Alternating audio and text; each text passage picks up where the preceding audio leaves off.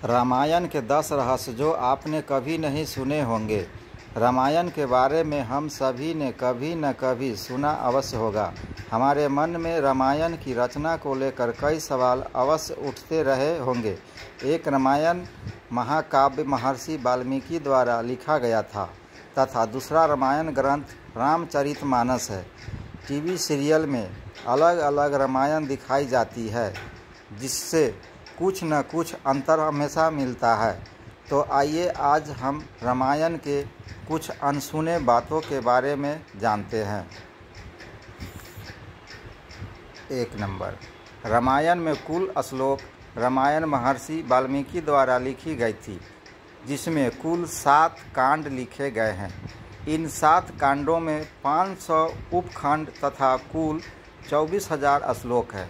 रामायण में भगवान विष्णु के राम अवतार के जन्म से लेकर उनके वापस नारायण रूप में लौटने तक की कहानी लिखी गई थी। नंबर 2, राम की बहन। रामायण के सभी पात्रों से अलग एक ऐसा पात्र भी था जिसका जिक्र किसी ने शायद ही किया हो, और वह पात्र है राजा दशरथ की एक पुत्री जो कि राम की बड़ी बहन थी। उनका नाम शांता था और उनको राम की माता कौशल्या ने ही जन्म दिया था। शांता अपने चारों भाइयों से उम्र में काफ़ी बड़ी थी। नंबर 3, गायत्री मंत्र। रामायण ग्रंथ में लिखे गए 24,000 श्लोक में हर 1,000 श्लोक का पहला अक्षर को लिखा जाए तो यह गायत्री मंत्र बन जाता है। नंबर 4, सीता स्वयंवर का वर्णन। महर्षि वाल्मीकि द्वारा रचित रामायण में सीता स्वयंवर का कोई भी वर्णन नहीं मिलता है। महर्षि वाल्मीकि द्वारा रचित रामायण के अनुसार भगवान श्री राम व लक्ष्मण ऋषि विश्वामित्र के साथ मिथिला पहुँचे।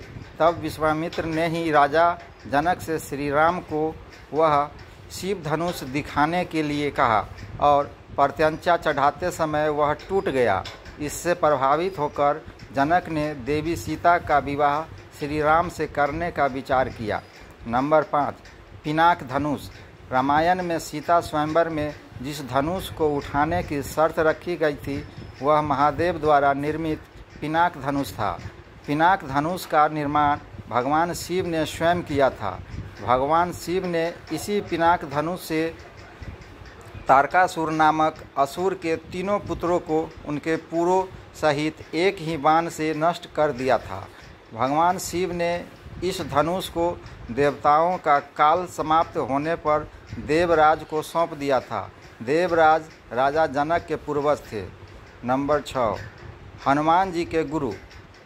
यह माना जाता है कि सबरी जिसने श्री राम को अपने जूठे बेर खिलाए थे, उनके गुरु मतंग मुनि जी हनुमान जी के भी गुरु थे।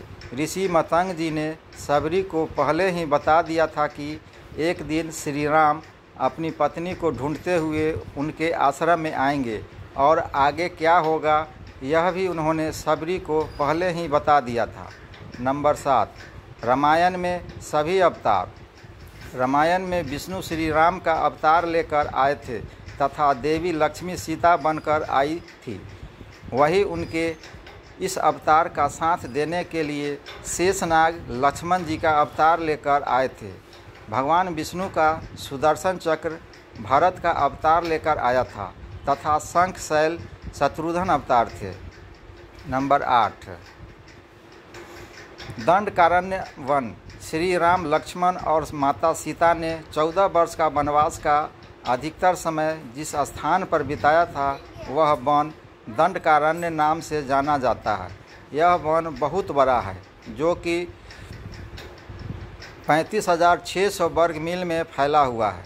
नंबर 9, एकादशी का व्रत। जब श्री राम सुग्रीव की सेना को लेकर समुद्र तट पर पहुँचे तो अथाह समुद्र उनके सामने था। प्रश्न यह था कि उसे पार करके लंका तक इतनी बड़ी सेना कैसे लेकर पहुँचा जाए।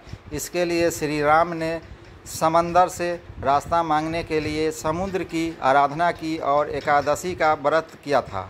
नंबर 10, श्री राम की आयु।